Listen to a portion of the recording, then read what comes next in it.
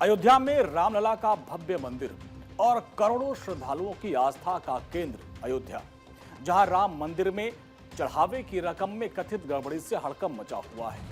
मुख्यमंत्री योगी आदित्यनाथ के अयोध्या दौरे से पहले एक ऐसा घटनाक्रम जिसने सियासी और धार्मिक गलियारों में हलचल मचा दी है। दरअसल मुख्यमंत्री योगी आदित्यनाथ शुक्रवार को अयोध्या पहुंचेंगे, रामलला के दर्शन पूजन करेंगे, लेकिन इस दौरे से पहले जारी प्रोटोकॉल लेटर को लेकर अब चर्चा शुरू हो गई है।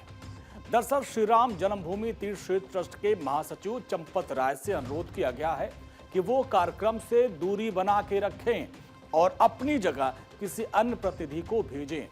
अयोध्या के दौरे में मुख्यमंत्री योगी जहां प्रशासनिक अधिकारियों और अयोध्या के साधु संतों से मुलाकात करेंगे, लेकिन वो श्री राम जन्मभूमि तीर्थ क्षेत्र के ट्रस्ट के महासचिव चंपत राय से मुलाकात नहीं करेंगे।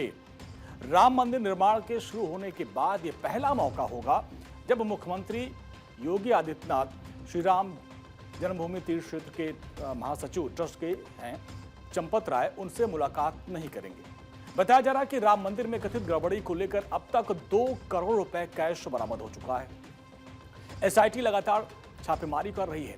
एसआईटी के रडार पर ट्रस्ट के सदस्य डॉक्टर अनिल मिश्रा और सूत्रों के माने तो एसआईटी उनसे ये उगलवाने में जुटी हुई है कि दान के पैसे की गिनती में इतनी बड़ी चूक कैसे हो गई और कर्मचारियों की नियुक्ति के पीछे किसका हाथ है। और इन सब के बीच डिप्टी सीएम ब्रजेश पाठक ने कहा कि तरह तरह की चर्चाएं हैं, जांच रिपोर्ट तक हमें इंतजार करना चाहिए। हमारी सरकार और पार्टी भ्रष्टाचार से कोई समझौता नहीं करेगी। ब्रजेश पाठक ने इस मामले पर सीधे समाजवादी पार्टी के मुखिया अखिलेश यादव पर पलटवार किया और उन पर तुष्टीकरण का आरोप लगाते हुए पूछा कि बाबरी मस्जिद के लिए जो चंदा इकट्ठा हुआ, अखिलेश यादव बताए कि वो पैसा कहां गया।